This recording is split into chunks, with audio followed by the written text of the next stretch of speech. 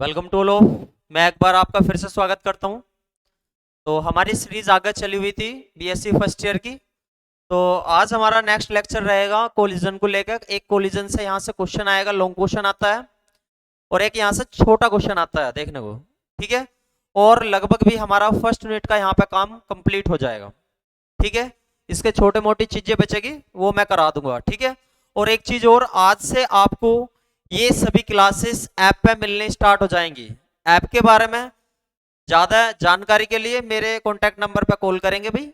मैं आपको contact number class के बाद या क्लास के बीच में दे दूंगा। ठीक है, तो आज हम अपने नेक्स्ट टॉपिक को बढ़ाते हैं, कोलिजन को। ठीक है, कोलिजन देखते हैं क्या है। तो ये बीएससी फर्स्ट ईयर का नेक्स्ट लेक्चर चल गया है, फर्स्ट सेमेस्टर का। तो आज जो हम टॉपिक पढ़ने जा रहे हैं वो है कोलिजन। कोलिजन के बारे में पढ़ेंगे, संघट के बारे में पढ़ेंगे, संघट। ठीक है भाई। तो इस टॉपिक को पढ़ने से पहले हमें कुछ चीजों के बारे में बहुत अच्छे से पढ़ना पड़ेगा भाई। अच्छा, पहले मैंने आपको दो चीजें बता दी थी। सबसे पहले मैं आपको एक चीज बता के आया था सबसे पहले मैं आपको चीज बता के आया था सबसे पहले मैं आपको चीज बता के आया था मोमेंटम के बारे में, संवेग के बारे में। तो संवेग के बारे में हमने क्या चीजें सीखी? हमने संवेग के बारे में दो चीजें सीखी। सबसे पहले तो हमने इसका एक फॉर्मूला देखा, P equal to M V. तो सबसे पहले हमने मोमेंटम का यानी कि संवेग का सबसे पहले हमने एक फॉर्मूला सीखा। इसे रिप्रेजेंट करते थे हम P equal to M V से। ठीक है, और ये कैसी क्वांटिटी होती थी? ये कैसी क्वांटिटी होती थी? तो आप कहते थे वेक्टर क्वांटिटी होती थी, यानी कि सदिश होती थी। ठीक है जी, क्या होती थी? सदिश होती थी। लेकिन हमें इसका ये एक छोटा भैया भी है भैया, उसे पढ़ना पड़ेगा बहुत अच्छे से। सबसे पहले हमें एक पॉइंट पढ़ना है कि भैया मोमेंटम का ये एक छोटा पार्ट है इम्पल्स। इम्पल्स इम्पल्स और इम्पल्स को कहते हैं हिंदी में संवेग, आवेग, सॉरी। इम्पल्स को सबसे पहले हम कहते हैं आवेग। आवेग पहले ध्यान से समझेंगे, आवेग क्या होता है। आवेग,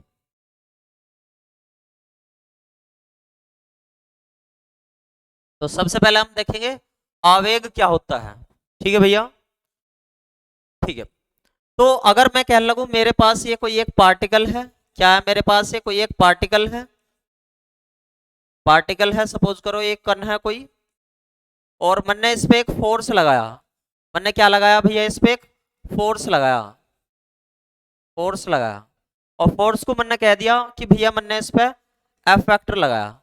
लेकिन ये जो फोर्स है बहुत कम टाइम के लिए लगाया, बहुत कम टाइम के लिए लगाया। उस बहुत कम टाइम को मैंने मान लिया डेल्टा टी, बहुत कम समय के लिए, बहुत कम समय के लिए, बहुत कम समय के लिए मैंने इस पार्टिकल पे कोई भी एक फोर्स लगाया।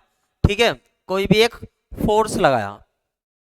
तो फोर्स लगाने से भैया किसी भी पार्टिकल की पोजीशन में चेंज हो जाता है, ये तो बात आपको पक्की पता होगी।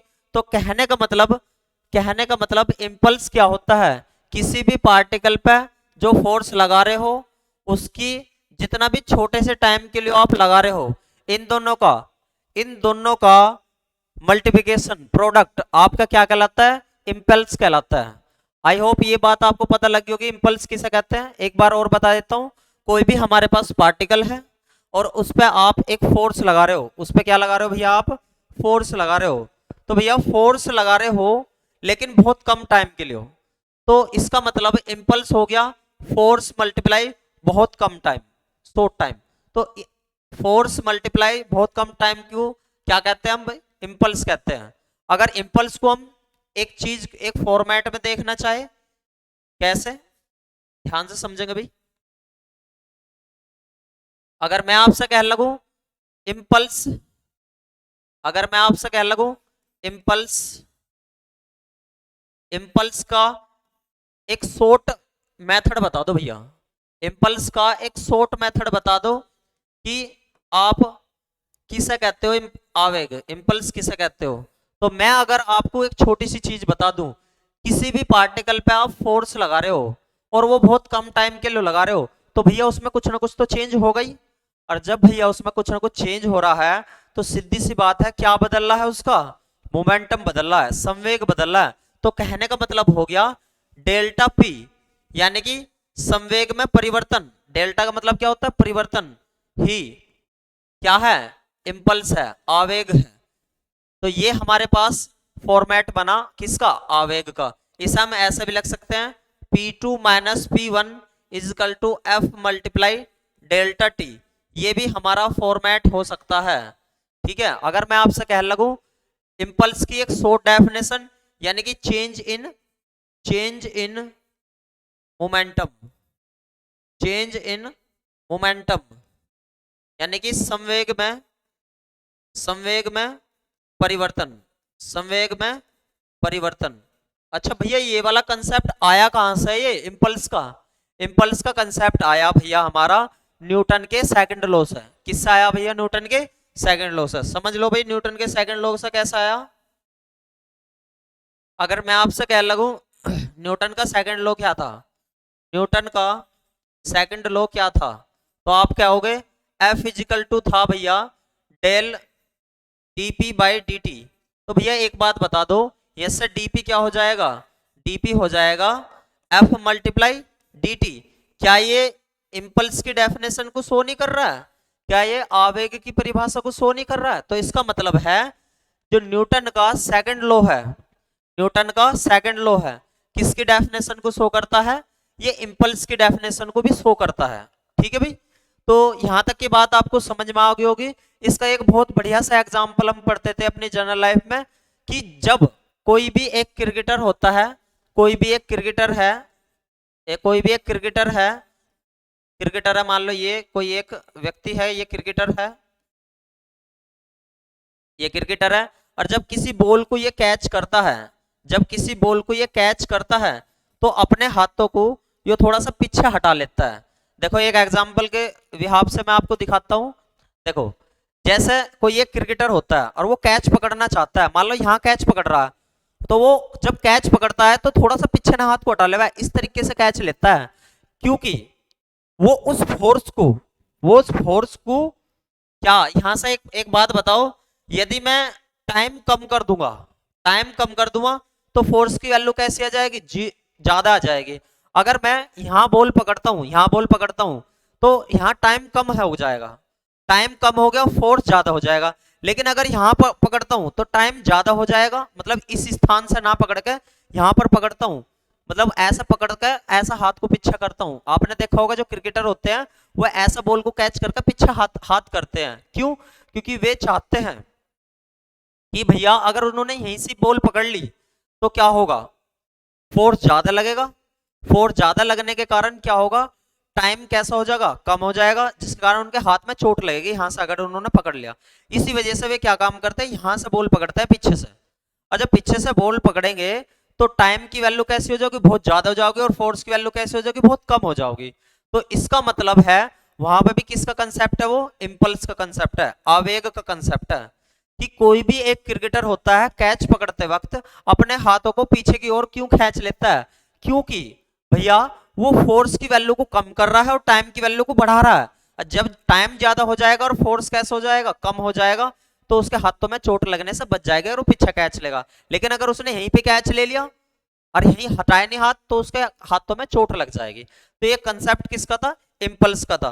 तो ये एक नॉर्मल बात थी, बट हमें जो इम्पल्स के कंसेप्ट को इस वजह से पढ़ना था क्योंकि ये हमें कोलिजन में भी कुछ हेल्प कर सकता है। ठीक है भाई, हम अपने अगले टॉपिक पे पहुंचते हैं, हम अगले अगले टॉपिक पे पहुंचते हैं, और हमारे अगले टॉपिक का नाम है कोलिजन। और यही बहुत इंपॉर्टेंट टॉपिक है आपका, यही बहुत इंपॉर्टेंट टॉपिक है, इसे बोलते हैं हम संघट। क्या बोलते हैं? संघट। और यहां से आपका लॉन्ग क्वेश्चन आएगा, यहां से आपका एक लॉन्ग क्वेश्चन आएगा फर्स्ट यूनिट में से, लॉन्ग क्वेश्चन आएगा। ठीक है भाई, और क्वेश्चन कैसा आएगा मैं आपको बता देता हूं। आप सभी नोट करेंगे हिंदी और इंग्लिश में क्वेश्चन कैसा आता है, तो मैं आपको बताता हूं। क्वेश्चन देख लो भाई, क्वेश्चन कैसा आएगा, क्वेश्चन कैसा आएगा। ये लॉन्ग क्वेश्चन आता है। क्वेश्चन आता है, what are what are what are elastic elastic collision, what are elastic collision, give example. तो ये तो हो गया इसका एक छोटा क्वेश्चन। क्या हो गया भैया, एक ये छोटा question. What are elastic collision, प्रत्यास्थ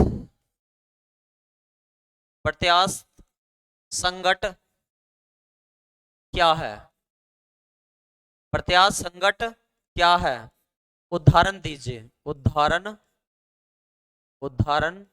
दीजिए, उदाहरण दीजिए। ठीक है।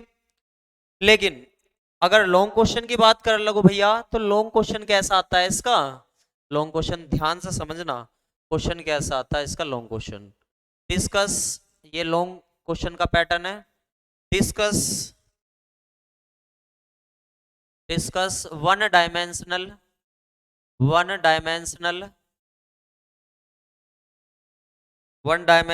Elastic collision, elastic collision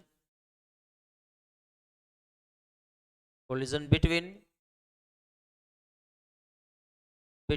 to bodies, between two bodies, hence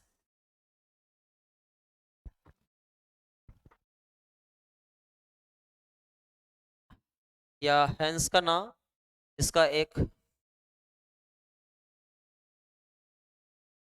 discuss one dimension elastic collision between two bodies, और हिंदी में इसे बोलता है दो पिंडों के बीच, दो पिंडों के बीच पूर्णतः प्रत्यास्थी,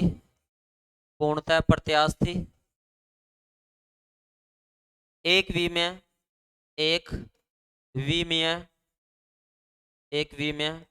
संघट की व्याख्या कीजिए। तो इसका डेरिवेशन देना है और इसकी डेफिनेशन भी इसके साथ में ऐड होकर आ जाती है। तो मैं आपको बताता हूं किस प्रकार से आपको ये क्वेश्चन करके आना है। ठीक है भैया। तो सबसे पहले हमें ये देखना होगा कि भैया ये क्वेश्चन नोट कर लेंगे भाई, यहां तक का सभी, यहां तक का क्वेश्चन नोट कर लेंगे भाई सभी, यहां तक क्वेश्चन नोट कर लेंगे भाई सभी।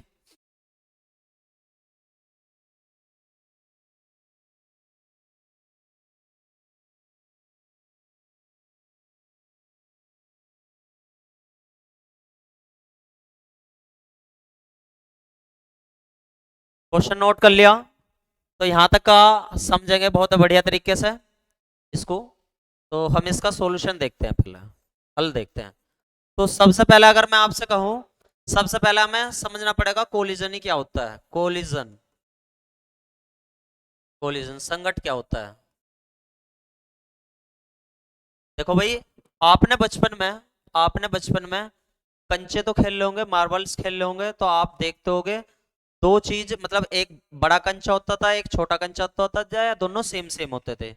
तो वे जैसे ही आपस में टकराते थे तो क्या होता था, उनकी वेलोसिटी चेंज हो जाती थी। कहने का मतलब है कि मेरे पास एक बॉडी ये होगी, एक दूसरी बॉडी ये होगी। जब ये एक ही डायरेक्शन में जा रहे हैं तो ये किसी ना किसी से आपस में टकराएंगे। ये पहला हो गया, ये दूसरा हो गया। मान लो इनकी वेलोसिटी, पहले इसकी वेलोसिटी u1 थी और इसकी वेलोसिटी कितनी थी, u2 थी। लेकिन ये टकराने के बाद, ये आपस में टकराने के बाद, ठीक है भाई, इनकी वेलोसिटी में चेंज आ गया। इनकी पहले वाले की वेलोसिटी होगी v1 और दूसरे वाले की वेलोसिटी कितनी होगी, v2। तो इस प्रकार के चीजों को ही हम क्या बोलते हैं, मतलब कोलिजन बोलते हैं। यानी कि एक तरीके से अगर मोटे तौर पे मैं कहूं, दो चीजों का ही आपस में टकराना, दो चीजों का ही आपस में टकराना और उनकी वेलोसिटी का चेंज हो जाना ही कोलिजन कहलाता है। यानी कि कोई भी दो चीज, एक पहली चीज ये होगी, एक दूसरी चीज ये होगी, आपस में टकरा रही है और उनकी वेलोसिटी चेंज हो जा रही है, इनकी वेलोसिटी चेंज हो जा रही है। यही हमारा क्या होता है, कोलिजन होता है। अब हम देखते हैं भैया कोलिजन की टाइप क्या होती है, टाइप ऑफ कोलिजन, कोलिजन की टाइप। तो ये डेफिनेशन होगी आपकी, तो डेफिनेशन होगी आपकी। और अब देख लेते हैं type of collision, type of, types of collision, type of collision यानी कि संघट के प्रकार, संघट के प्रकार। तो यहां से क्वेश्चन 100% आना होता है आपका, बहुत प्रोबेबिलिटी है यहां से क्वेश्चन आने की।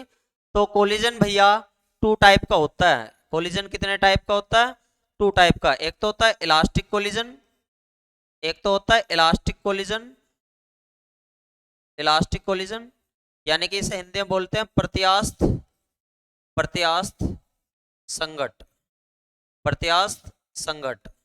और दूसरा होता है हमारा इन इलास्टिक, यानी कि in elastic, in elastic collision, in elastic collision इसे बोलते हैं अप्रत्यास्थ, अप्रत्यास्थ संघट, अप्रत्यास्थ संघट। और इन्हें वन बाय वन हम, वन बाय हम इसे हम देखते हैं डेफिनेशन को। यहां तक का नोट करेंगे भाई सभी, यहां तक का नोट करेंगे भाई सभी, ठीक है भाई। वन बाय वन इन्हें देख लेते हैं कि भैया ये किस टाइप के कोलिजन होते हैं। अगर मैं आपसे कहता हूं जब भी कोलिजन होता है यानी कि दो चीज आपस में टकराती हैं, मान लो सपोज करो एक ये वाली चीज है और एक ये दूसरे वाली चीज है, ये इससे टकरा रही है, ये इससे टकरा रही है, तो दो चीजों पे हमें फोकस करना है भैया। कितनी चीजों पे फोकस करना है, दो चीजों पे। जब कोई चीज पहली वाली चीज दूसरी वाली चीज से टकराती है तो दो केस होते हैं हमारे, एक तो काइनेटिक एनर्जी, एक तो काइनेटिक एनर्जी का केस हमें देखना है, गतिज ऊर्जा का केस हमें देखना है। किसका केस देखना है, गतिज ऊर्जा का। जब भी कोई दो चीज टकराएगी आपस में, एक तो गतिज ऊर्जा का, एक देखना है हमें मोमेंटम का। एक क्या देखना है हमें, मोमेंटम का यानी कि संवेग का। तो यहां से यही दो चीजें फैक्ट करेंगी कि कौन सा इलास्टिक है और कौन सा इनइलास्टिक है। अगर मैं आपसे कहूं कि ऐसे टाइप के कोलिजन में जिसमें काइनेटिक एनर्जी भी, कौन सी, काइनेटिक एनर्जी भी, काइनेटिक एनर्जी भी कंजर्व रहवे, कंजर्व्ड रहवे यानी कि सुरक्षित रहवे, और क्या रहवे, मोमेंटम भी कैसा रहवे, मोमेंटम भी कैसा रहवे, कंजर्व्ड रहवे यानी कि सुरक्षित रहवे। क्या बताया भैया हमने, जिस किसी भी कोलिजन में काइनेटिक एनर्जी भी कंजर्व रहवे और मोमेंटम भी कंजर्व रहवे, जिसमें ये दोनों चीजें कंजर्व रहवे, इस टाइप के कोलिजन को बोलते हैं हम इलास्टिक कोलिजन, प्रत्यास्थ संघट, जिसमें हमारी गतिज ऊर्जा भी सुरक्षित रहवे और संवेग भी कैसा रहवे, सुरक्षित रहवे।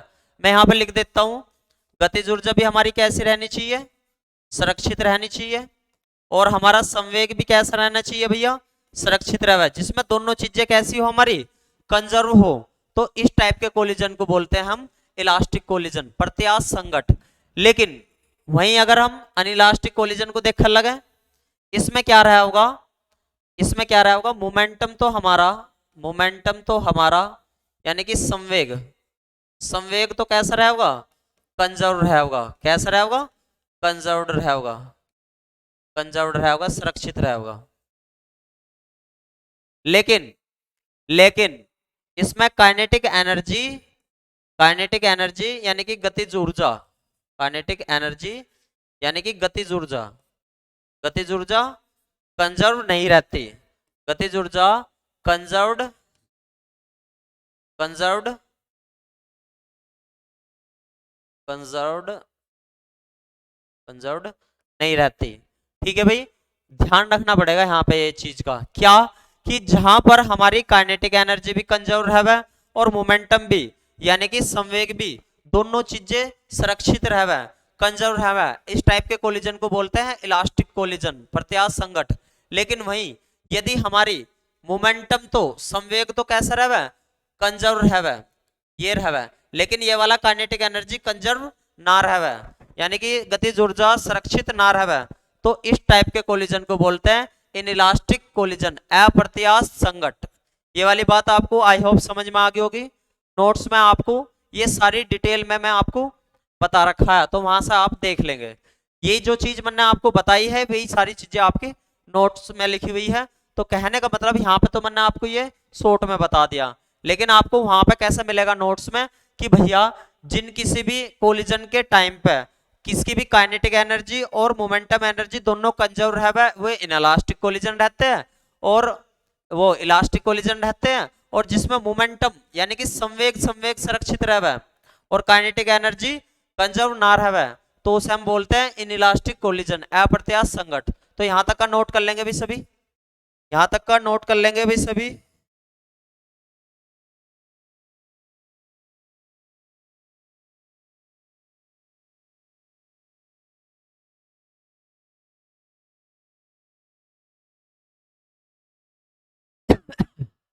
यहां तक का नोट कर लेंगे भी सभी।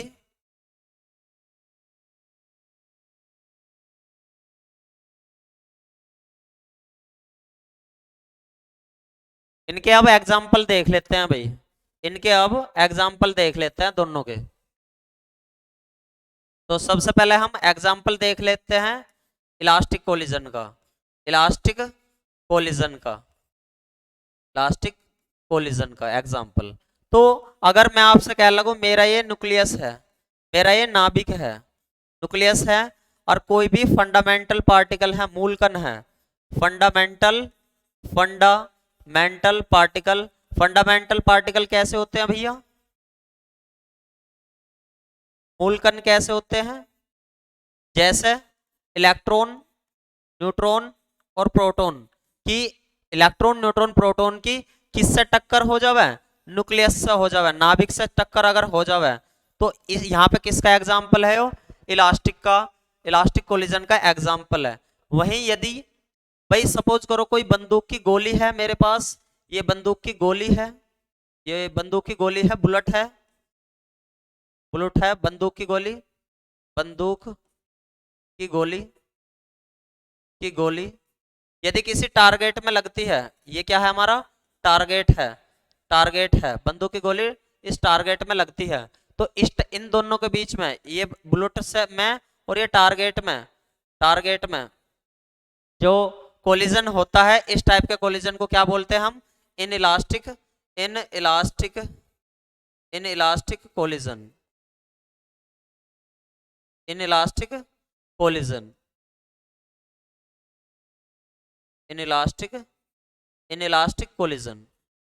ठीक है, अप्रत्यास्थ, अप्रत्यास्थ संघट। तो ये इसके एग्जाम्पल हो गए, और भी बहुत सारे एग्जाम्पल होते हैं लेकिन आपको काफी हैं। तो जो बिलियर्ड्स की बॉल होती हैं, जो वे सोकर्स की बॉल जो होती हैं, जो वे खेलते हैं इस तरीके से, तो वे वाली बॉल भी हमारी मतलब ये इलास्टिक कोलिजन में आ जाती हैं। ठीक है भाई, यहाँ तक का नोट कर लेंगे भाई सभी, यहाँ तक का नोट कर लेंगे भाई सभी, बहुत बढ़िया। अब यहाँ से हम आगे अपना एक डेरिवेशन देखते हैं, यहाँ से अपना आगे एक डेरिवेशन देखते हैं। ठीक है भाई,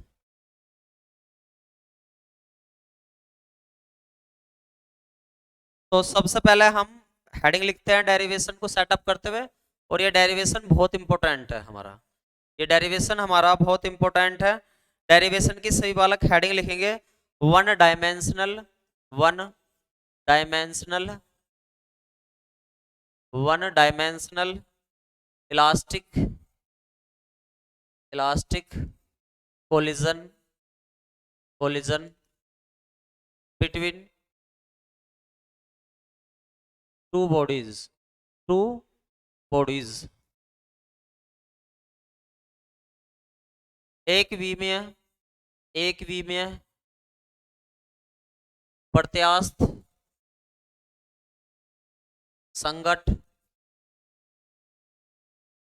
दो पिंडों के, दो पिंडों के बीच में, दो पिंडों के बीच में, बीच में। ठीक है भाई। अच्छा भैया एक बात बताओ मुझे, एक बात बताओ, ठीक है, इसे हम कैसे देखेंगे। अगर मैं आपसे कहने लगूं कि मेरे पास एक ये पहली बॉडी है, ये वाली दूसरी बॉडी है, ये वाली, ठीक है जी, ये एक ही डायरेक्शन में जा रहे हैं, ये एक ही डायरेक्शन में जा रहे हैं, एक ही डायरेक्शन में जा रहे हैं, तो कैसा हो जाएगा ये, वन डायमेंशन, यानी कि एक वी में हो जाएगा जब एक ही डायरेक्शन में जा रहा है। और इलास्टिक कोलिजन होने का क्या मतलब बताया था भैया मैंने, जिसमें हमारी काइनेटिक एनर्जी भी, गतिज ऊर्जा भी, प्लस मोमेंटम भी, प्लस मोमेंटम भी, दोनों चीज कैसी हो जा, कंजर्व हो जा, सुरक्षित हो जाए, कैसे हो जा भैया, सुरक्षित हो जाए। तो इस टाइप की चीजों पे हमें बात करनी है भैया, इस टाइप की चीजों पे हमें बात करनी है। तो सबसे पहले हम इसे ले लेते हैं M1, ये M1 हो गया, ये क्या होगी, M2 हो गया, ये वाला दूसरा पिंड। इसकी कोलिजन होने से पहले इनकी वेलोसिटी, इनिशियल वेलोसिटी पहले वाले की u1, दूसरे वाले की u2, तो इसे क्या होंगे हम, initial initial velocity, initial velocity u1, यानी कि प्रारंभिक प्रारंभिक वेग। और ये वाला, ये पहले वाली बॉडी का फर्स्ट मास का, पहले द्रव्यमान का। इसी प्रकार से ये वाला जो इनिशियल वेलोसिटी है, ये भी इनिशियल वेलोसिटी है, ये भी यानी कि प्रारंभिक वेग है, किस वाली बॉडी का, दूसरे वाली बॉडी का, सेकंड मास का, ठीक है भैया। तो यहां से जैसे ये एक डायरेक्शन में जा रहे हैं तो इनका जरूर से जरूर कोलिजन होगा। तो कोलिजन होना, मान लो ये इस तरीके से इनका यहाँ पे कोलिजन हो गया, और कोलिजन के बाद में जब ये अलग अलग हुए, जब ये कोलिजन के बाद में अलग अलग हुए, यहाँ पे इनका क्या हो गया भैया, कोलिजन हो गया, संघट हो गया, आपस में टकरा गए। क्या हो गया भैया, यहाँ पे संघट हो गया, आपस में टकरा गए। लेकिन जैसे टकराने के बाद, कोलिजन होने के बाद इनकी जो स्थिति बन गई, ये है तो M1 ही, और ये क्या है, M2, लेकिन इनकी वेलोसिटी चेंज होगी। पहले वाले की वेलोसिटी होगी इनकी v1, और दूसरे वाले की क्या होगी, v2, यानी कि इसे बोल लेंगे फाइनल वेलोसिटी, यानी कि अंतिम वेग, किसका, पहले वाले का, फर्स्ट वाले का। ये भी v2 भी क्या होगी, फाइनल वेलोसिटी, यानी कि फाइनल वेलोसिटी किसकी, सेकंड वाले की, और ये फाइनल वेलोसिटी किसकी, फर्स्ट वाले की। यहां तक की चीजों को नोट करेंगे भाई। एक बार और बता देता हूं, हमारे पास शुरुआत में दो मास थे, इसे M1 कह दिया, इसे M2 कह दिया। पहले वाले की जो इनिशियल वेलोसिटी थी u1 थी, दूसरे वाले की क्या थी, u2। और जैसे ही इनका कोलिजन हुआ, आपस में मिले, ये टक्कर हुई इनकी, तो पहले वाले मास का वेलोसिटी बदल के क्या होगी, हमारी u1 होगी, क्या होगी, u1 होगी, और दूसरे वाले की बदल के क्या होगी, u2 होगी। तो इस तरीके से हमारे पास ये सिस्टम सेटअप हो जाता है, ठीक है भाई। तो अब हम देखते हैं कि किस प्रकार से ये चीजें आगे बढ़ती है, ठीक है भाई। अगर मैं आपसे कह लगूं किसी भी इलास्टिक कोलिजन में दो प्रॉपर्टी होल्ड करनी होती है, किसी भी इलास्टिक कोलिजन में, यानी कि प्रत्यास्थ संघट में दो चीजें होनी चाहिए भैया। दो चीजें कौन सी होनी चाहिए, तो मैं कह रहा हूं आपको, पहला तो उसमें होना चाहिए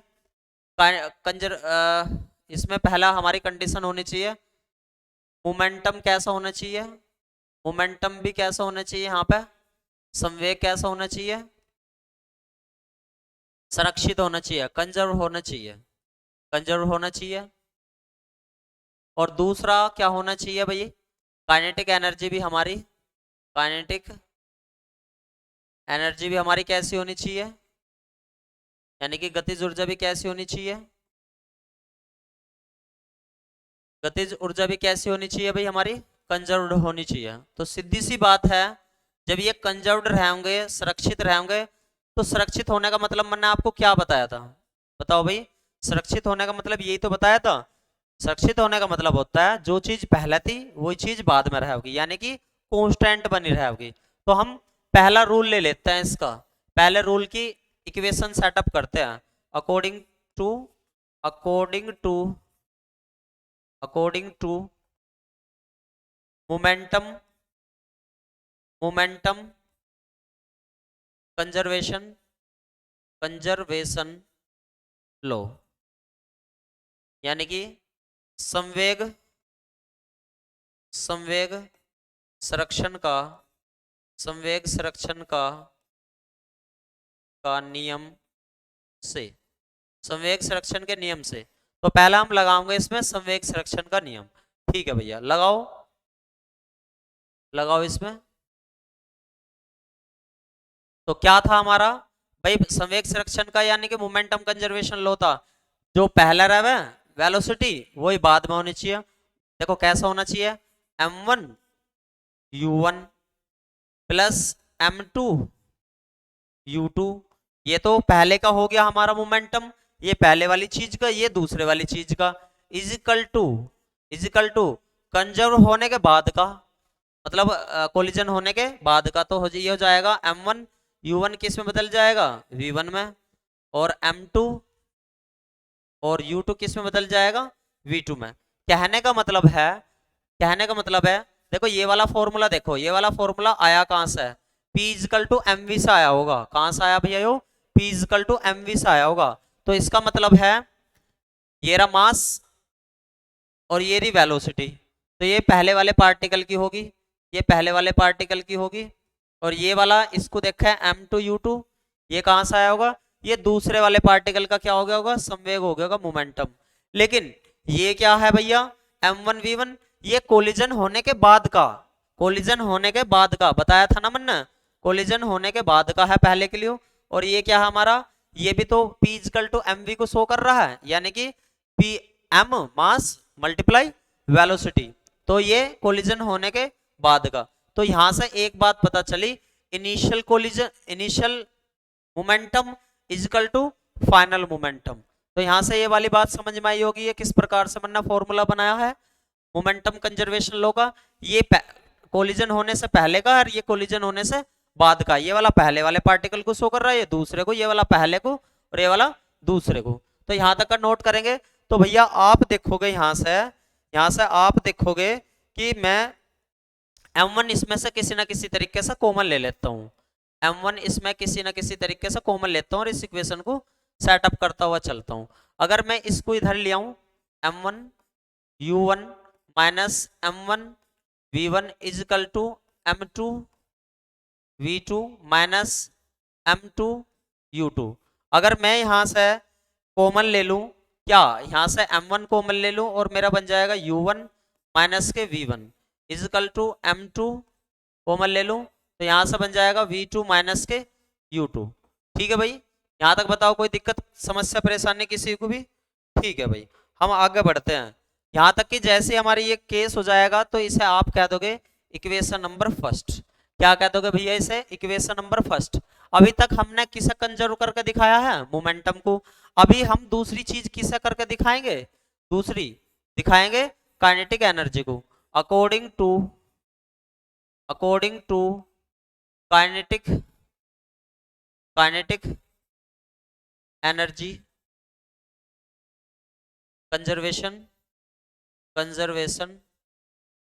कंजर्वेशन लॉस है, यानी कि गतिज ऊर्जा के, भाई दोनों चीज तो कंजर्व रहते हैं प्रत्यास्थ संकट में, इलास्टिक कोलिजन में, गतिज ऊर्जा के संरक्षण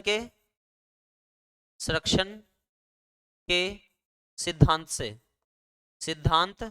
से पहला मोमेंटम कंजर्व करके दिखा दी, इक्वेशन बन गई फर्स्ट। अब काइनेटिक एनर्जी को भी तो दिखाएंगे। तो ये वाली मन है, अब किस तरीके से चीजें चलेगी मेरी, यहाँ पे ध्यान देंगे भाई।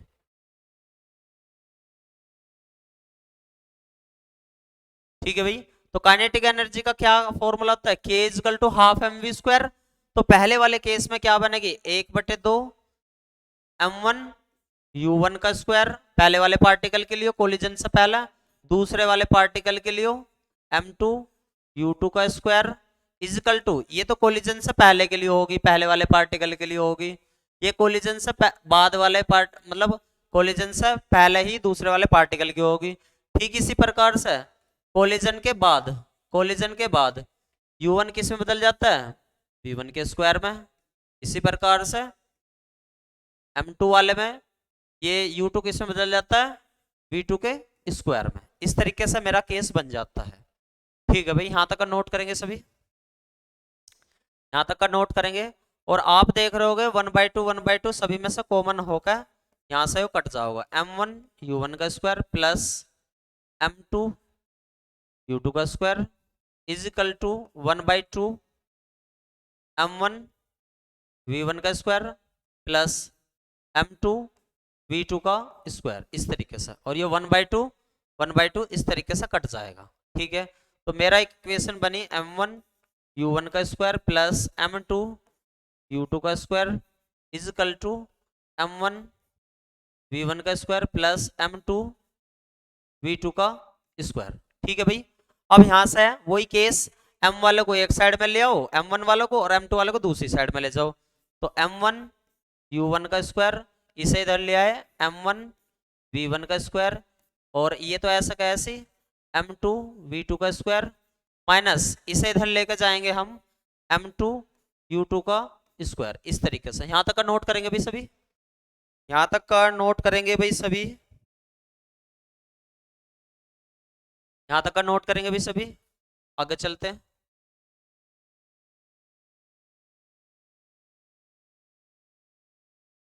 तो यहां से m1 कॉमन आ जाएगा,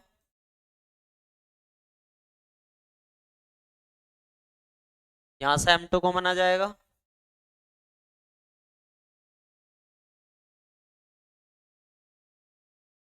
ये हमारे पास इक्वेशन बनेगी। इसे आप इक्वेशन नंबर सेकंड कह दोगे। और जब यहाँ पे आप इक्वेशन फर्स्ट लेकर आ गए तो, और इक्वेशन सेकंड, तो यहाँ पे क्या करोगे, इक्वेशन 2 को फर्स्ट से डिवाइड कर दोगे, इक्वेशन 2 को फर्स्ट से डिवाइड कर दोगे। तो भैया इक्वेशन 2 ये रही हमारी, इक्वेशन 2 ये रही m1 u1 का स्क्वायर माइनस v1 का square is equal to m2 v2 का स्क्वायर माइनस u2 का स्क्वायर। और इसे डिवाइड किससे करना, फर्स्ट से करना है। ठीक है भैया, फर्स्ट से कर दो डिवाइड। फर्स्ट इक्वेशन क्या आती है हमारी, एक बार देख लेते हैं, एक बार फर्स्ट इक्वेशन क्या आती देख लेते हैं। तो आप कहोगे भैया हमारी फर्स्ट इक्वेशन थी ये थी हमारी equation m1 u1 minus v1। तो पहले इसे एक साइड में लिख लेते हैं, यहाँ पर पहले याद रख लेते हैं m1 u1 minus v1, m1 u1 minus v1। तो यहाँ पे देखते हैं भाई m1 u1 माइनस v1 और इजिकल टू यहाँ पे m2। और यहाँ पे देख लेते हैं एक बार क्या थी हमारी,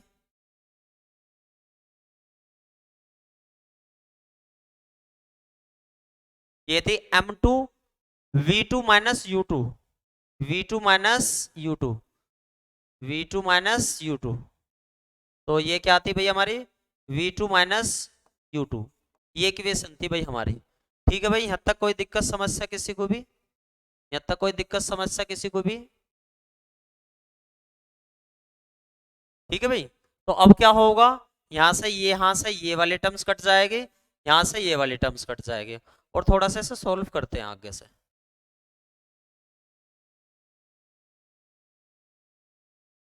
तो जैसे इसे हम ऊपर फॉर्मूला खुल रहा होगा, एक बार माइनस का और एक बार प्लस का, इस तरीके से। और नीचे क्या है हमारे पास, यो u1 माइनस के v1 इजकल टू, ऐसे ऊपर फॉर्मूला खुल रहा होगा v2 माइनस u2, इस तरीके से। और यहां से दूसरा हो रहा होगा v2 प्लस के u2। और नीचे क्या दिखाई दे रहा होगा आपको, यो v2 माइनस के u2। जो टर्म्स डिलीट हो रही हो यहां से खत्म करो उसे, इस वाले टर्म से ये वाले टर्म कट गई होगी, इस वाले टर्म से ये वाले टर्म्स कट गई होगी। तो हमारी बची क्या, u1 plus v1 is equal to v2 plus u2, इस तरीके से। तो इन्हें सबको थोड़ा सा फर्स्ट वाले को फर्स्ट की तरफ ले आओ और सेकंड वाले को सेकंड वाले की तरफ ले आओ। एक गड़बड़ हुई है क्या, एक गड़बड़ हुई है क्या कुछ? u1 फर्स्ट हो गया, u2 सेकंड हो गया, ठीक है, सही है, बढ़िया है, कोई दिक्कत ना। ठीक है, u1 वालों को एक साइड में ले आओ, तो हम यहाँ देखेंगे u1 माइनस के u2 is equal to v2 minus के v1। तो इसे थोड़ा सा और सोल्व कर लेते हैं, यहाँ से इसे और सोल्व कर लेते हैं। कैसे सोल्व करोगे भाई, u1 माइनस के u2 तो दिखाई दे रहा है, लेकिन ये आगे पीछे हो रहे हैं, तो माइनस ऐसे लिख के v1 माइनस के v2 इस तरीके से। तो हमारे पास एक ये जनरल इक्वेशन आई है, ये हमारे पास एक जनरल इक्वेशन आई है। यहाँ तक का नोट करेंगे भाई सभी, यहाँ तक का नोट करेंगे भाई सभी।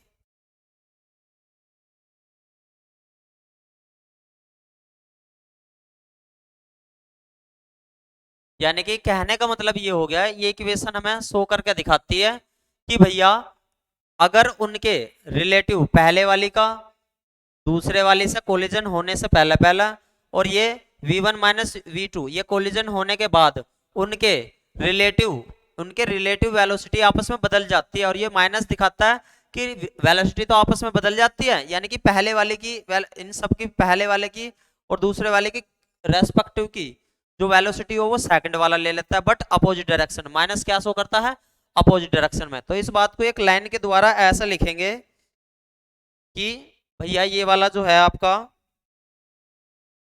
v1 u1 माइनस के u2, हिंदी में लिख लेंगे पहले u1 माइनस u2 संगठ से पहले पहले वेग हैं, संगठ से पहले वेग हैं, तथा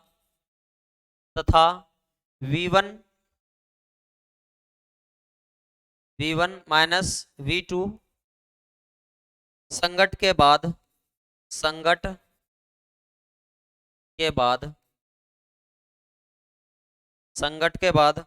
आपेक्षिक वेग हैं, आपेक्षिक वेग हैं। ठीक है भाई, स्पष्ट है कि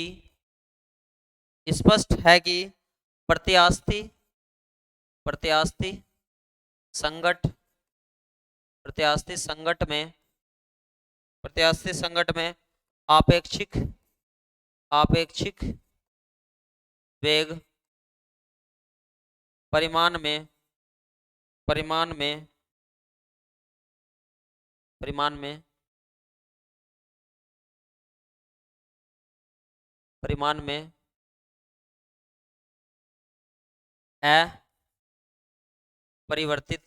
अपरिवर्तित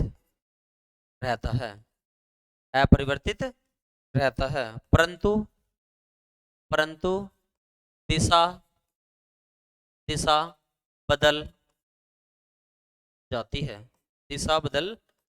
है, इंग्लिश वाले भी लिख लो भाई, यहाँ से इसे नोट करेंगे भाई, हिंदी वाले नोट करेंगे भाई।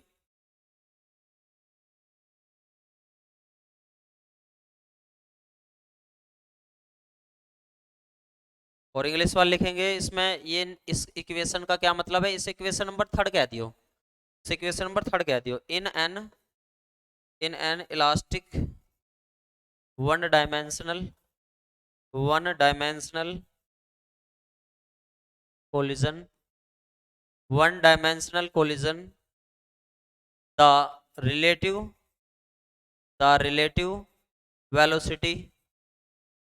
the relative velocity of approach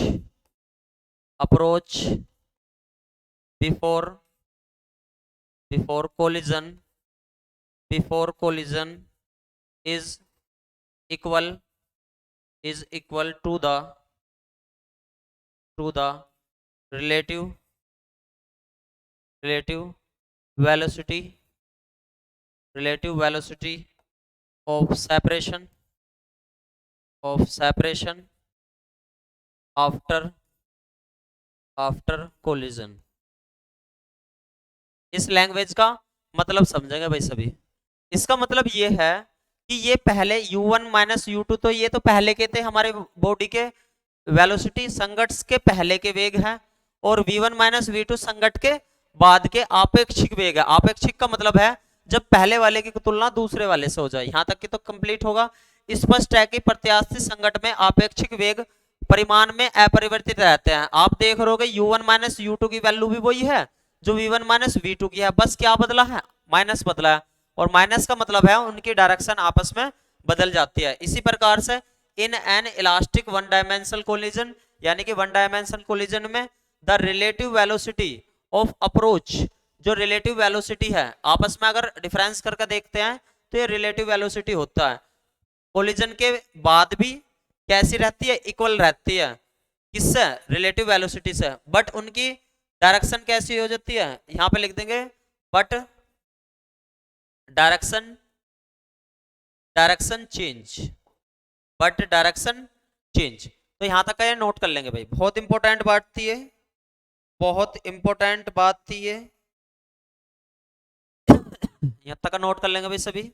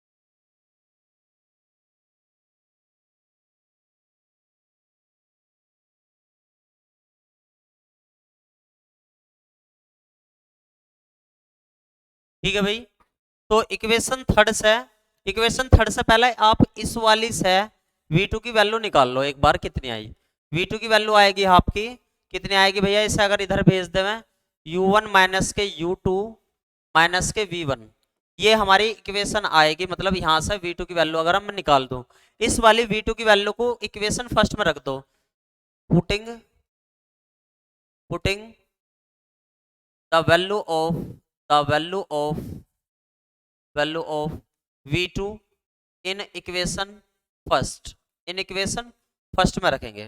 ठीक है भैया, अपनी इक्वेशन पहले इसे भी आप नोट कर लो यहां तक कि ये मेरी क्या आई है, मैं लिख लेता हूं इसे, मेरी v2 की वैल्यू क्या आई है, पहले मैं लिख लेता हूं इसे।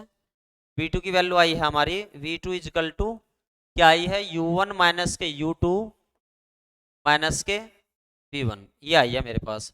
और इक्वेशन फर्स्ट में रखनी है, इन इक्वेशन फर्स्ट। अब पहले इक्वेशन फर्स्ट देख लेते हैं क्या बनाई थी मैंने।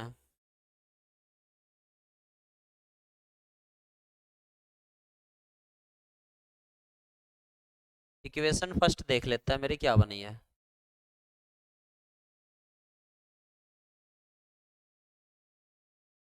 इक्वेशन फर्स्ट देख लेते हैं क्या बनी है मेरी।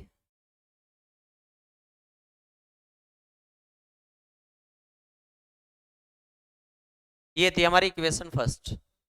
ठीक है भाई, इक्वेशन ये फर्स्ट थी हमारी। और इक्वेशन फर्स्ट में किसकी वैल्यू रखने को कह रहा है भैया, वो किसकी वैल्यू रखने को कह रहा है, v2 की।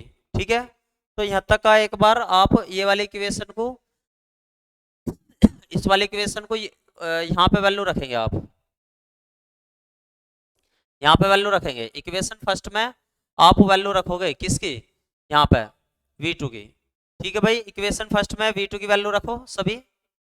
इसे मैं एक पेज पर नोट कर लेता हूँ क्या है ये।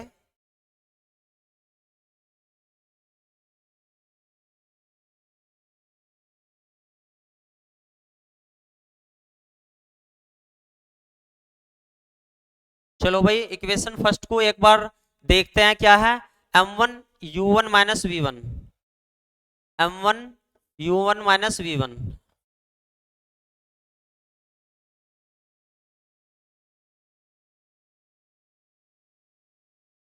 तो क्या थी इक्वेशन हमारी, m1 u1 माइनस के v1 इजिकल टू क्या थी हमारी, m2 देखते हैं एक बार भाई क्या थी, m2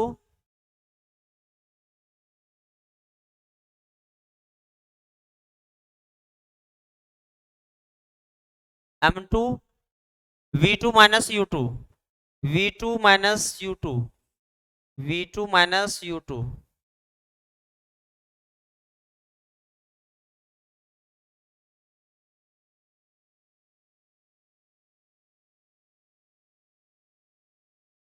ठीक है भाई, v2 माइनस के u2 थी, ये थी हमारे पास इक्वेशन।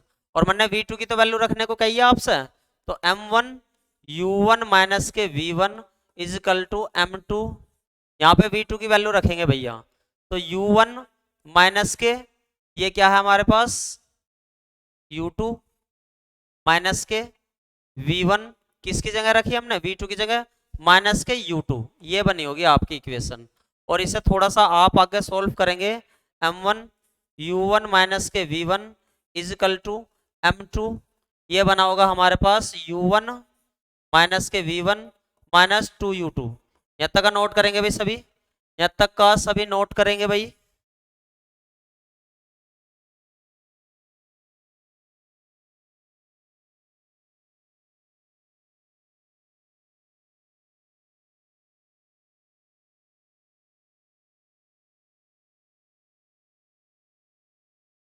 तो यहाँ से हम किसकी वैल्यू निकाल लेंगे भैया, एक बार आप v1 की वैल्यू निकाल लो, यहाँ से किसकी वैल्यू निकाल लोगे इस पूरी इक्वेशन को सेटअप करके, v1 की। आप चेकआउट करके देखो आपकी v1 की वैल्यू क्या यही आ रही है, v1 की वैल्यू। चलो v1 की वैल्यू निकालते हैं, हम सॉल्व करते हैं v1 की वैल्यू के लिए। ठीक है, v1 की वैल्यू के लिए हम सॉल्व करते हैं। ठीक है, ठीक है, इसकी मल्टीप्लाई इसमें करो, m1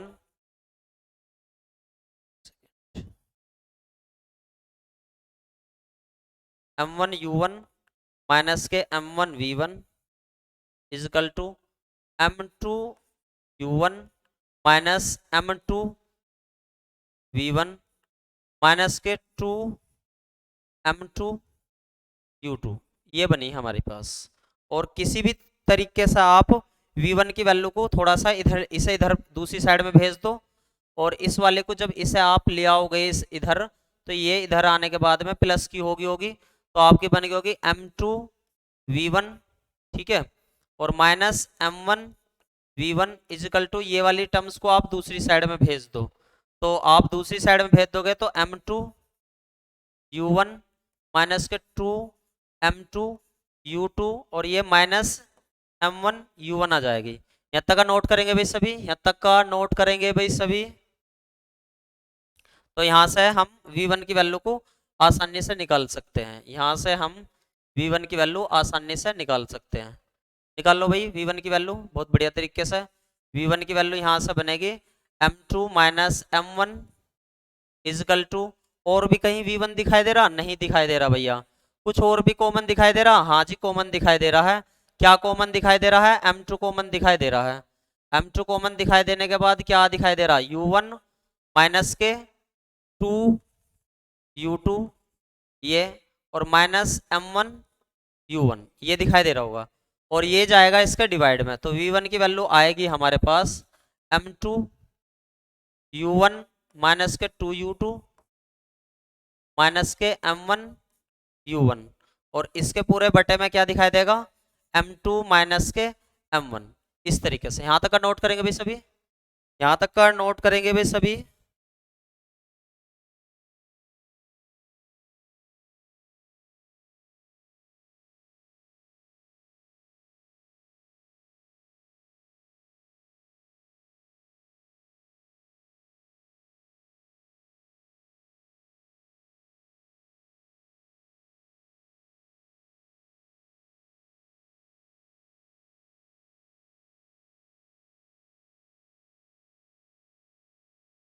और यहाँ से आप सिंप्लीफाई कर, अपने आप करके देखियो भाई, सिंप्लीफिकेशन करके देखो क्या ये टर्म्स हमारी ये बननी है, क्या हमारी सिंप्लीफिकेशन करने के बाद ये टर्म्स बननी चाहिए, v1 is equal to m1 minus के m2 अपॉन m1 प्लस के m2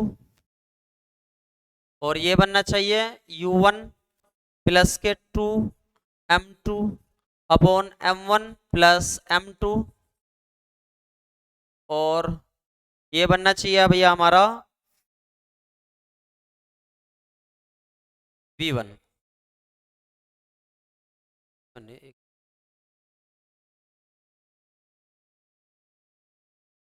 ये टर्म्स बननी चाहिए हमारी। ये हो गया m1 minus m2 upon m1 plus m2, तो ये हो गया u1, और u1 हो गया, और यहाँ पे आना चाहिए भैया हमारा u2। ये इक्वेशन बननी चाहिए हमारी, ये इक्वेशन बननी चाहिए भाई हमारी। यहाँ तक का बना के देखो भाई सभी, यहाँ तक की बना के देखेंगे भाई सभी।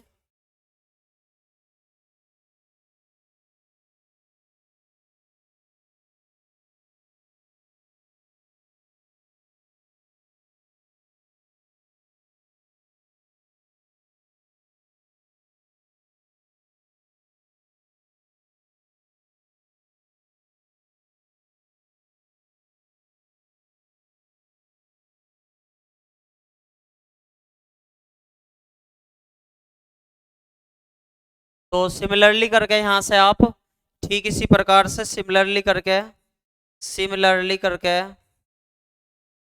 तरीके से ही ऐसी इक्वेशन थर्ड से अब की बार उसकी वैल्यू को इक्वेशन फर्स्ट में रख देंगे अब की बार। जैसे v2 की वैल्यू निकाल लेंगे यहाँ से, तो v2 की हमारी वैल्यू आनी चाहिए, v2 की वैल्यू निकाल लियो आप, आपकी आनी चाहिए v2 की value 2m1 upon m1 plus m2, और ये हमारी रहनी चाहिए plus m2 minus m1 upon m1 plus,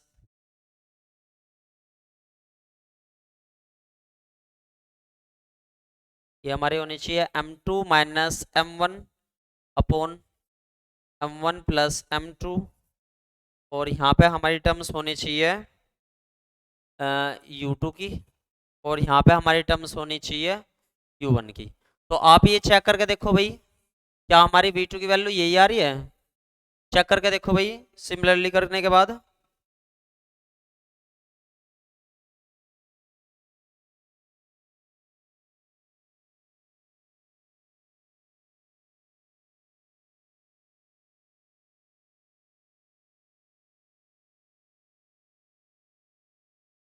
ठीक है भाई, ठीक इसी तरीके से v1 और v2 की इस तरीके से वैल्यू निकाल के देख लियो भाई आप।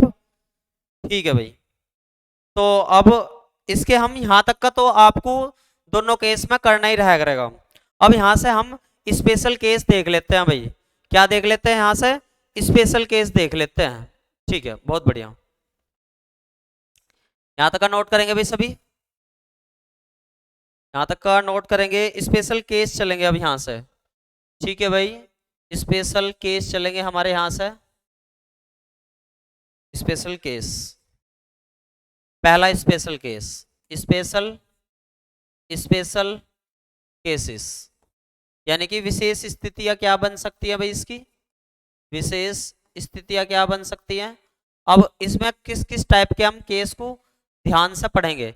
देखो भाई, इसमें किस किस टाइप के केस होते हैं, मान लो सपोज करो आपने बचपन में देखा होगा, एक आप मोटा कंचा लेते थे, एक बारीक कंचा लेते थे, बहुत बारीक होता था वो। जब उनका आपस में कोलिजन कराया जाता था तो क्या होता था भाई? छोटे वाला बहुत दूर चला जाता था, और बड़े वाला क्या होता था, बड़े वाला अपने स्थान पे स्टेबल हो जाता था। तो ऐसा ऐसा देखना है, अगर सपोज करो दोनों चीज एक जैसी ले ली, एक जैसे कंचे ले लिए, मार्बल्स ले लिया आपने, तो तब क्या होता? तो ऐसे ऐसी विशेष स्थिति हमें देखनी है। पहला केस है, पहला केस, पहली स्थिति, अगर m1 की वैल्यू को m2 के इक्वल रख लूं, इसका मतलब है पहले वाले का भी उतना ही मास ले लूं, दूसरे वाले का भी उतना ही मास ले लूं, दोनों का सेम मास ले लूं, और इक्वेशन फर्स्ट में रख दूं, इक्वेशन फर्स्ट में रख दूं, तो भैया इक्वेशन फर्स्ट में मेरी वैल्यू क्या क्या आएगी? आप चेक करके देखो जल्दी से, सही बच्चे चेक करके देखेंगे इक्वेशन फर्स्ट में क्या वैल्यू आएगी।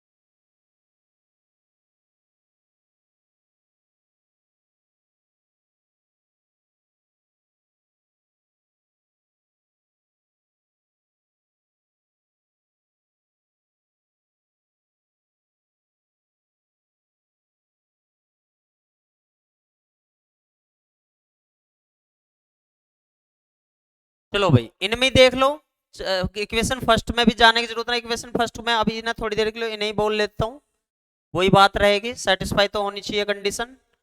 ठीक है भाई, पहला अगर मैं इसमें देख लूं, इसमें रख कर देख लो भाई, m1 की वैल्यू को m2 के इक्वल इसमें रख कर देखो, इस वाले में v1 वाले में देखो। अच्छा m1 की वैल्यू को m2 के इक्वल रखोगे तो यहाँ पे m1 की वैल्यू और m2 के इक्वल रखोगे, यहाँ तो ये टर्म्स तो पूरी डिलीट हो जाओगी, जीरो हो जाओगी। तो v1 की वैल्यू क्या आएगी, एक तो यहाँ पे तो पूरी टर्म्स रखते जीरो हो गए, प्लस 2, और m2 को मैं थोड़ी देर के लिए मान लो m1 नहीं मान लूँ, और मान लो m2 ही कह रहे हो आप, तो इन्हें मैं दोनों को सेम रख लूं, तो यहाँ सभी ये जुड़ने के बाद 2m2 बना देगा हमारा, क्योंकि ये वाली वैल्यू भी आप m2 मान लो और ये वाली भी m2 मान लो, है ना, दोनों इक्वल आपस में करके यहाँ से, तो आप ये भी हमारा 2m2 हो जाएगा, और यहाँ पे बचा क्या हमारे पास u2, तो ये m2 से m2 कट जाएगा, इससे ये कट जाएगा, तो v1 की वैल्यू यहाँ से क्या आ गई हमारी u2 आ गई। तो कहने का मतलब एक इक्वेशन तो ये बन गई हमारी। ठीक है, इस वाले में रख कर देख लिया, अब की बार इस वाले में रख कर देख लो यही केस। चलो भाई इस वाले में सेकंड वाले में रख कर देख लो एक बार। ठीक है, सेकंड वाले में भी रख कर देख लो, तो v2 इजकल टू यहाँ पे भी same to same case 2m1, तो जहाँ ये भी हमारा 2m1 बन जाएगा, और यहाँ पे क्या है ये u1 प्लस, इसको अब अगर यहाँ पे रखोगे तो ये टर्म्स कैसी होगी पूरी जीरो, तो ये क्या बन गई हमारी जीरो, तो क्या केस बना यहाँ से, ये भी कट गया, तो v2 की वैल्यू क्या आ गई यहाँ से भी, v2 की वैल्यू u1 आ गई। तो इन दोनों इक्वेशन का क्या मतलब हुआ, इन दोनों इक्वेशन का भैया क्या मतलब हुआ, अगर हमारे पास ये वैल्यू आ रही है, ये वैल्यू क्या शो कर रही है, v1 इजिकल टू u2 आया, और v2 इजिकल टू u1 आया, ये तो आया भैया। तो ये दोनों वैल्यू क्या शो कर रही है, ये दोनों वैल्यू इस बात को शो कर रही है, ये वाली वेलोसिटी कैसी थी हमारी, कोलिजन होने के बाद पहले वाले उसकी, कोलिजन होने के बाद पहले वाले उसकी, और ये क्या है u2 कोलिजन होने से पहले दूसरे वाले की इनिशियल, इसी प्रकार से v2 क्या है कोलिजन होने के बाद दूसरे वाले की, और ऐसे ही यहाँ पे u1 क्या है कोलिजन होने से पहले पहले वाले की, तो इनकी आपस में वेलोसिटी कैसी होगी, चेंज होगी, होना की भाई। अब देखो मैंने पहले क्या मानना था, मान लो दो पार्टिकल थे मेरे पास में, ठीक है, अगर दोनों को आप सेम सेम ले लेते हो, मान लो इसे भी 2 किलो का ले लेते हो और इसे भी आप 2 किलो का ले लेते हो, ठीक है भैया, तो इसमें क्या होगा, कोलिजन होने से पहले यो u1 था और यो क्या था u2 था, और इसके बाद कोलिजन होने के बाद मान लो कोलिजन हो गया इनका यहाँ पे, और कोलिजन होने के बाद ये वाली कितनी है, मान लो ये अब भी 2 किलो का है, ये भी 2 किलो का है, ये वाली वेलोसिटी v1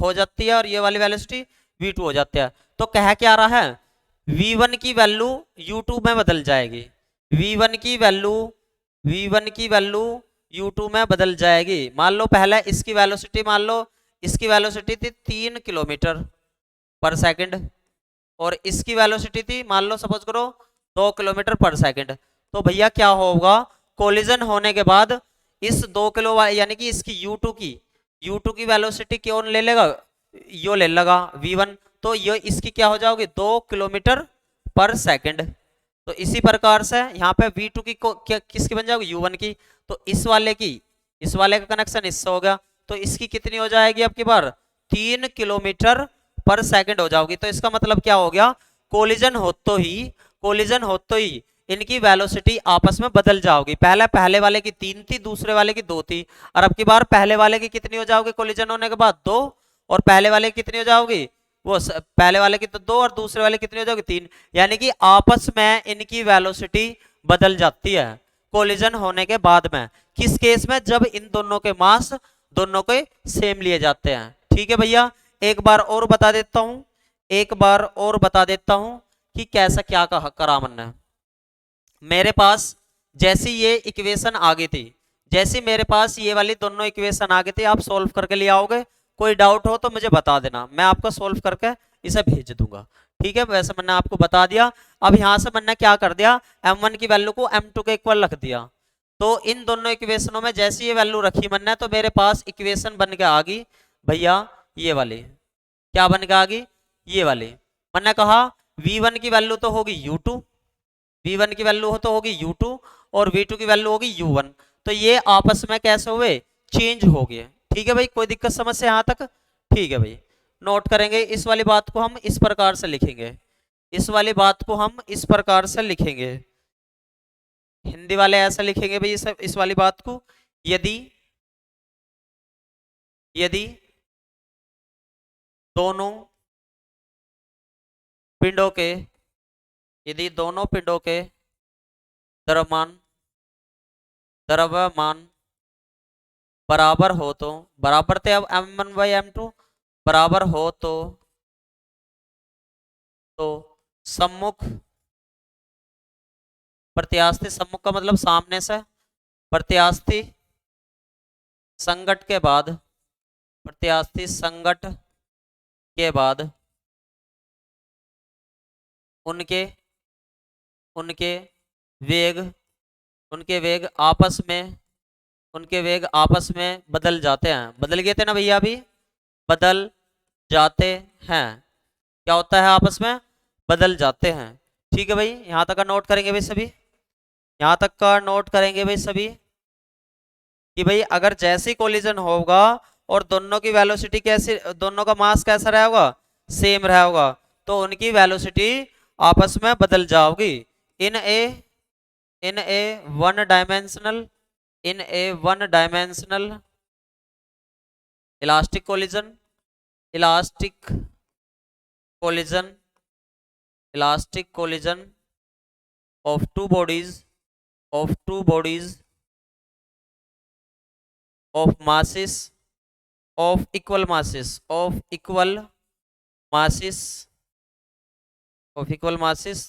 the bodies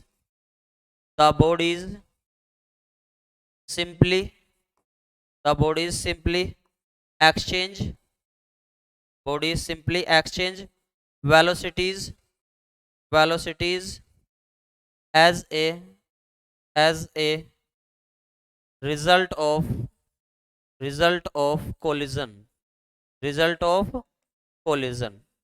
ठीक है भाई, ये पहली वाली चीज का स्टेटमेंट हो गया कि जो ये आपस में वेलोसिटी चेंज हुई थी। अब इसी प्रकार से हम दूसरा केस देखेंगे भाई, यहां से अब इसी प्रकार से हम दूसरा केस देखेंगे। यहां तक का नोट करेंगे भाई सभी, यहां तक का नोट करेंगे भाई सभी।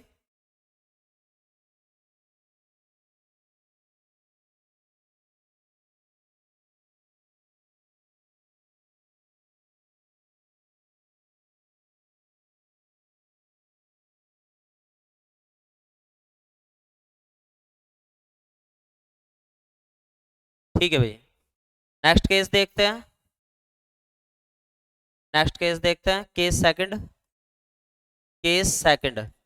केस सेकंड को मैं ऐसा कहता हूं u2 बराबर 0 रखता हूं। इफ u2 बराबर 0, u2 बराबर 0 होने का क्या मतलब है भैया, u2 बराबर 0 होने का क्या मतलब है, u2 बराबर 0 होने का मतलब है, मान लो एक मास, एक बॉडी ये रही, पहले वाली ये रही, दूसरे वाली ये रही। ठीक है, इसका u1 था और इसका क्या था, u2। और कोलिजन होने के बाद उनकी वेलोसिटी कैसी हो जाती है, मान लो इसकी v1 हो जाती है और इस वाले की क्या हो जाती है, v2 हो जाती है। अब वो कह रहा है u2 की वैल्यू 0, u2 बराबर 0 का होने का मतलब है कोलिजन से पहले, यानी कि कोलिजन से पहले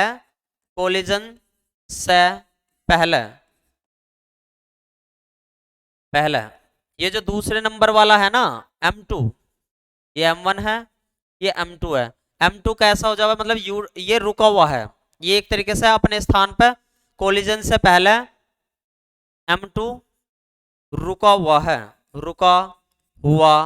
है, यानी कि स्टेबिलिटी को दिखाता है, मतलब रुका हुआ है अपने आप में। ठीक है, यानी कि अपने आप में ये स्थिर है। तो इसमें कौन सा केस बनेगा, क्या बनेगा? अच्छा भैया एक बात बताओ, जैसे आप इक्वेशन फर्स्ट में और सेकंड में, ये जो अभी हमारी ए और बी मेन इक्वेशन बनी थी, इसमें ये वाली टर्म्स रख कर देखो, एक बार चेक करके देखो, u2 बराबर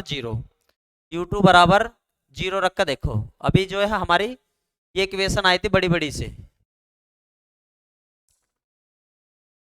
ये जो इक्वेशन आई थी हमारी v1 की और v2 की, ठीक है, ये आई थी हमारे पास, ये आई थी। इन इक्वेशन में मैंने क्या कहा आपसे, u2 की वैल्यू को जीरो रखो, एक बार यहाँ पे जीरो रखेंगे, जीरो रखते ही ये पूरा पार्ट कैसा हो जाएगा हमारा जीरो, बस बचेगा ये वाला पार्ट। ऐसे ही ये u2 ये रखते हैं जीरो, तो हमारा क्या बनेगा, एक तो ये वाला पार्ट बचेगा, एक ये वाला पार्ट बचेगा, ठीक है भाई। तो इस वाले इन वाले पार्ट को ऐसा लिख लेते हैं, इन्हें लिख लेते हैं भाई।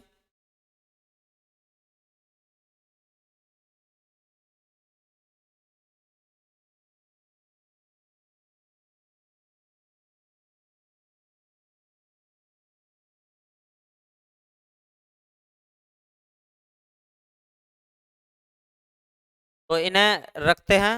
तो आप देखोगे हमारी जो इक्वेशन बन के आई होगी, हमारी इक्वेशन बनी होगी v1 is equal to m1 minus के m2 upon m1 plus m2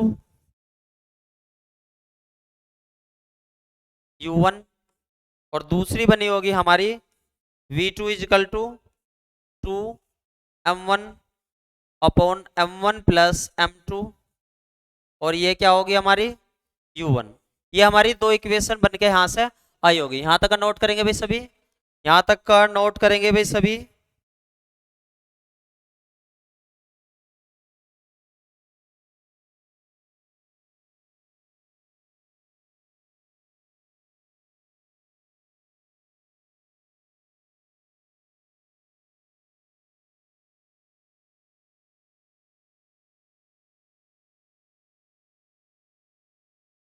अब यहां से भी हमारे केस बन के चलते हैं। अब यहां से भी हमारा इसके अंदर भी केस सेकंड के अंदर भी छोटे छोटे केस हैं। केस सेकंड के अंदर भी एक छोटा एक केस देखते हैं, केस ए, केस ए। तो अगर केस ए में केस सेकंड के अंदर के केस हैं भैया, केस सेकंड के अंदर के केस सेकंड के अंदर भी तीन केस बनेंगे, उनमें से पहला केस है वो क्या केस बना, यदि मैं m1 की वैल्यू को किसके इक्वल रख दूं, m2 के इक्वल रख दूं, इसका मतलब दोनों मास को कैसा ले लूं, इक्वल ले लूं, दोनों मास को इक्वल ले लूं। मान लो ये भी 2 किलो का है और ये भी 2 किलो का है, ठीक है। जैसे मैं ये वाली वैल्यू यहाँ पे m1 m2 के इक्वल लगता हूँ, ये पूरा पार्ट कैसा हो जाएगा जीरो, तो ये पूरा पार्ट जीरो, तो यानी कि v1 की वैल्यू कैसे आ जाएगी मेरे पास, v1 की वैल्यू कैसे आ जाएगी जीरो। और इसी प्रकार से जैसे मैं यहाँ पे रखता हूँ, इस वाली इक्वेशन में रखता हूँ, तो मेरी v2 की वैल्यू कितनी आ जाएगी, v2 की वैल्यू आ जाएगी u1।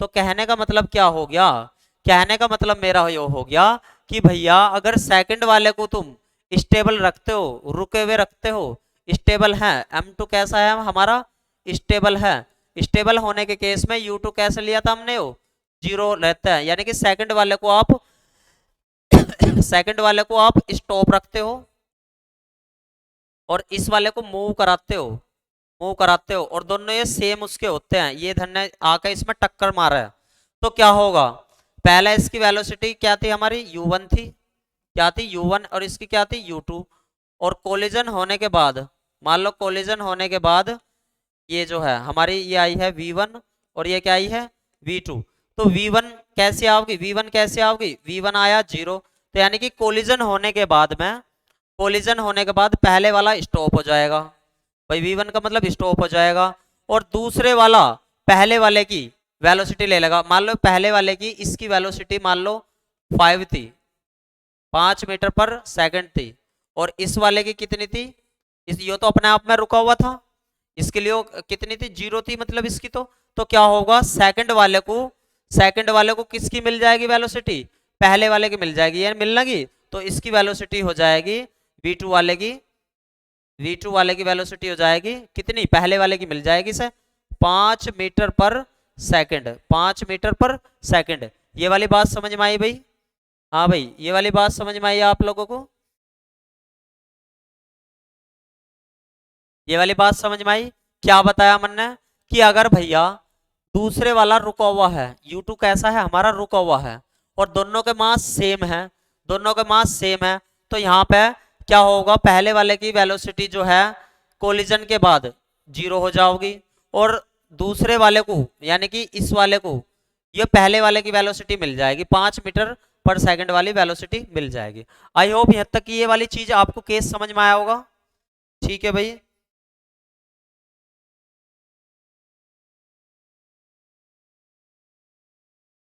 अब यहां से भी तीसरा केस देख लेते हैं एक बार, इसका दूसरा केस, इसका दूसरा केस देख लेते हैं एक बार।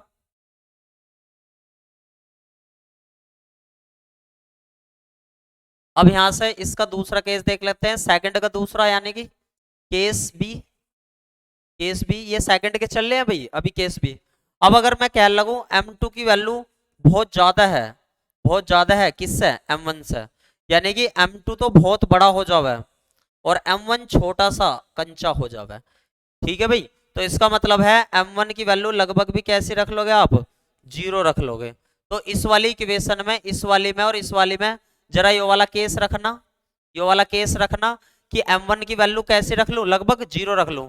यहाँ पे जैसे ही ये 0 बने रखी जाओगी तो V1 इजिकल टू ये 0 माइनस के M2, और ये M1 कैसा मान के चल रहे हम, 0 और प्लस के M2, और ये क्या हो जाएगा हमारे पास U1।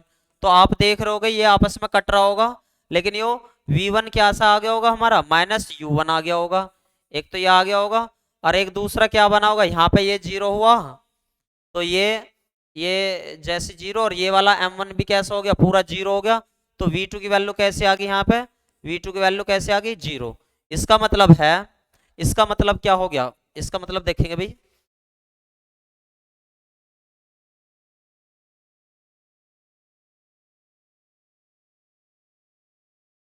इसका मतलब क्या हो गया कि मान लो एक ये बहुत बड़े वाला था और एक ये बहुत छोटे वाला था। इसकी तो M1 की, ये इसकी, सॉरी एक सेकंड भाई गड़बड़ होगी यहाँ से, यहाँ से ये गड़बड़ होगी है, पीछे भी आप ठीक कर लेना, क्योंकि हमने M1 की कैसी माननी है, M1 को बहुत छोटा मानना है, M2 को मानना है बहुत बड़ा। तो ये M2 है और ये क्या है, M1 है। यहाँ आप ठीक कर लेना जहाँ पे भी मैंने आपको बताया है, ये यहाँ पे तो सही है मतलब जो है, यानी कि यहाँ पे तो ये ऐसे है मतलब, ये ठीक कर लेना भाई कि M1, डायग्राम में ही गड़बड़ है बस, कुछ ज़्यादा नहीं है, कि M1 को कैसा मानना है, बहुत छोटा, और यहाँ M2 कैसा मानना है, बहुत बड़ा। तो कहने का मतलब है, कहने का मतलब है भैया कि यहाँ से यदि M1 बहुत छोटा हो जाता है, M1 बहुत छोटा और M2 कैसा, बहुत बड़ा, तो इनका जब कोलिजन कराते हैं, कोलिजन करवा दो भाई इनका, कोलिजन करा दो इनका, जब ये कोलिजन हो जाएगा इस तरीके से, तो क्या होगा, पहले इसकी वेलोसिटी U1 थी और इसकी वेलोसिटी कितनी थी, U2। इस वाले की कितनी थी पहले, अभी कोलिजन करा दो चलो इनका, कोलिजन करा देते हैं भाई। कोलिजन होने के बाद में ये बड़े वाला, कोलिजन कराने के बाद में ये आ गया हमारा पहले वाला का, और ये आ गया हमारा दूसरे वाला। तो क्या होगा, कोलिजन होने के बाद इसकी वेलोसिटी V1 और इसकी वेलोसिटी V2। तो क्या कहना चाह रहा है वो, V1 की वैल्यू को कौन ले लेगा, U1। चलो इनको अब मान लेते हैं कुछ वैल्यू इनकी, जरा इनकी कुछ वैल्यू मानते हैं। चलो इसकी पहले वाले की वैल्यू मैं मान लेता हूँ 5 मीटर पर सेकंड, और दूसरे वाले की मान लेता हूँ मैं 6 मीटर पर सेकंड, मतलब इस तरीके से। ठीक है भाई, ये इसमें मतलब या तो इसको 6 मान लो और इसको आप 5 मान लो, चलो जब भी तो कोलिजन होगा, जब एक ज्यादा उससे चलेगा। एक ये 6 मीटर पर सेकंड मान लो इसे, और इसकी 5 मीटर पर सेकंड मान लो। तो क्या कहना चाह रहा है, V1 की वैल्यू को कौन ले लेगा, U1 ले लेगा। V1 की वैल्यू को कौन ले लेगा, U1 की वैल्यू को कौन ले लेगा, V1 ले लेगा। ये रहा, ये ले लिया भाई इसने, यानी कि 6 ले ली, 6 मीटर पर सेकंड। और V2 कैसा हो रहा है, 0। और V2 अपने यानी कि बड़े वाला, एक छोटे वाला लिया आपने कंचा, एक बड़े वाला लिया, और आपस में कोलिजन करा दिया।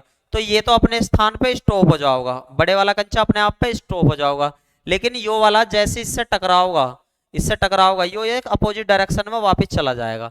ये माइनस साइन इसी चीज को बता रहा है कि ये बड़े वाला कंचा, तो जैसा आप बचपन में भी कंचे खेलते होंगे, तो एक बड़ा कंचा ले लिया, एक छोटे वाला कंचा ले लिया, और छोटे वाले कंचे की आप बड़े वाले कंचे में टक्कर लगा रहे हो, तो टक्कर करने के बाद में बड़े वाला तो रुक जाएगा अपने स्थान पर, छोटे वाला टक्कर लगाने के बाद वापिस आ जाएगा। इसी तरीके से ये वो वाला केस है। ठीक है भाई, ये वो वाला केस है।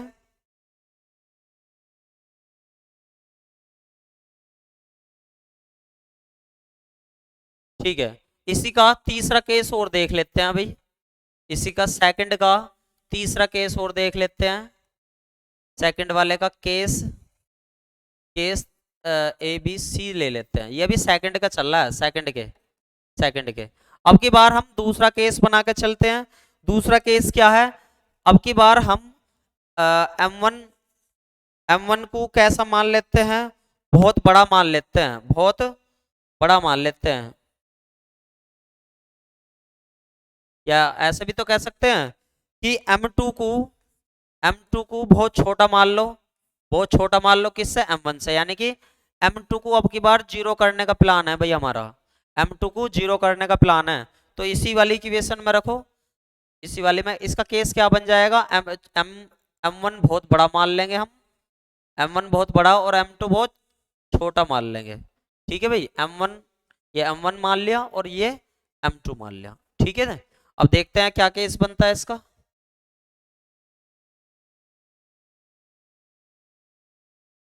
अब किस में रखेंगे ये वाली वैल्यू, ये वाली वैल्यू आप इनमें रखेंगे, दो इक्वेशनों में, यहाँ पे वैल्यू रखोगे आप इस वाली, इन दो इक्वेशन में, इसमें इसमें और इसमें रखेंगे। ओ सॉरी, एक सेकेंड, ऊपरली वाली बेस इक्वेशनों में, इसमें इनमें रखेंगे हम, V1 वाले में और V2 वाले में। ठीक है, किसकी वैल्यू रखनी है अब की बार, जीरो। अब की बार किसकी वैल्यू रखनी है हमें, जीरो, M2 की वैल्यू जीरो रखनी है। जैसे यहाँ M2 की वैल्यू जीरो आया, यहाँ पे M2 की वैल्यू कैसा आया, जीरो आया, तो इससे वो कट के क्या बच जाएगा, ये बच जाएगा, और इसी प्रकार से M2 ये जीरो हो जाएगा, इसकी वैल्यू वही आ जाएगी। तो ठीक किसी प्रकार से क्या केस बन जाएगा, रखेंगे इन दोनों इक्वेशनों में वैल्यू, इसमें और इस वाले में, तो हमारी इक्वेशन बन के आएगी, हमारी इक्वेशन बन के आएगी क्या,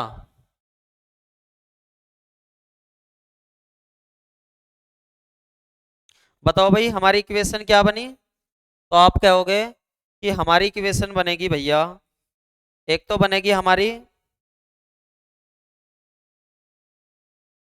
एक तो बनेगी हमारी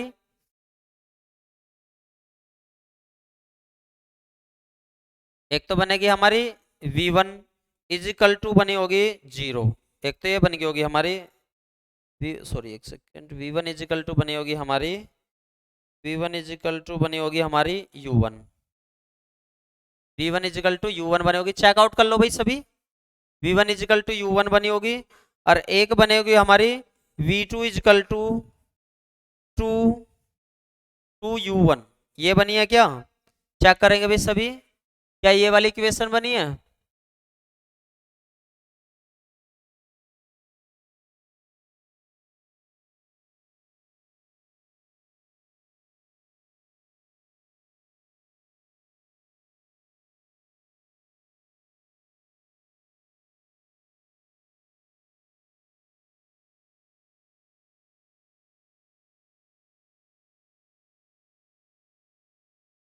तो इसका क्या मतलब है, देखेंगे भाई इसका क्या मतलब है, तो क्या मतलब है देखते हैं भाई इसका। ठीक है, अगर मैंने आपसे कहा, अभी मैंने आपसे क्या कहा था कि भाई M1 तो ज़्यादा बड़ा ले लेंगे हम, और M2 को अब की बार छोटा ले लेंगे, M2 को इस प्रकार से बहुत छोटा ले लेंगे। इसकी वेलोसिटी U1 थी, इसकी U2 थी। कोलिजन होने के बाद में, कोलिजन होने के बाद में एक ये बड़ा बना, मतलब इस तरीके से, और एक ये वाला बना, एक ये तो है हमारा, ये तो है हमारा V1, और एक ये हमारा क्या है, V2। ठीक है, ये हमारा V2, V2। तो इसका मतलब है V1 वाले की कौन ले लेगा, U1। चलो मैं इनकी वेलोसिटी रखना स्टार्ट करता हूँ, इनकी वेलोसिटी रखता हूँ, इनकी मान लो 5 मीटर पर सेकंड मान ली, और इसकी 4 मीटर पर सेकंड मान ली, इस तरीके से। तो और V1 की कौन किसकी बन जाओगी, U1 वाले की बन जाएगी, यानी कि इसकी 5 जो बन जाएगी, इसकी 5 जो बन जाएगी वो किसकी बन जाएगी, ये की यही बनी रहेगी, यानी कि इसकी तो 5, ये की यही बनी रहेगी। इसकी तो 5 मीटर पर सेकंड ही, पहले भी 5 मीटर पर सेकंड थी, अब भी 5 मीटर, लेकिन सेकंड वाले की, सेकंड वाले का ये जो ये है, इसकी दुगनी हो जाएगी U1 की, यानी कि इसकी कितनी हो जाएगी, 10 हो जाएगी, ऐसा हो जाएगी। यानी कि जब एक बड़ी चीज है और एक छोटी चीज है, मान लो कोई सी से टकराती है तो बड़े वाले की वेलोसिटी छोटे वाले को दुगने के फॉर्म में मिल जाएगी, ये कहना चाह रहा है। तो यहां तक की बात समझ में आई भाई। तो ये था हमारा कोलिजन का कंसेप्ट जो ये था। अब इसका एक क्वेश्चन और बच गया कोलिजन का, वो अगले वाली नेक्स्ट वीडियो में आपका मैं करा दूंगा। ठीक है, यहां तक की बात आपको अच्छे तरीके से समझ में आई होगी, बहुत बढ़िया। ठीक है, मैं इसकी पीडीएफ आपको ऐप पे दे दूंगा। ठीक है भाई। अगर हाँ, मैं एक चीज और बता रहा था, अब से आपकी जितनी भी क्लासेस चलनी स्टार्ट हो जाएगी वो ऐप पे चलनी स्टार्ट हो जाएगी। तो ऐप की अधिक से अधिक जानकारी के लिए मेरे इस नंबर पे आप कॉल कर दें। ठीक है भाई, इस नंबर पे आप कॉल कर दें, मैं 87, या मैसेज कर सकते हो आप, इस पे आप व्हाट्सअप मैसेज कर सकते हो, यहाँ पे आप व्हाट्सअप मैसेज कर सकते हो। ये ऐप के बारे में, क्लास के बारे में मैं आपको बता दूंगा इस नंबर पे।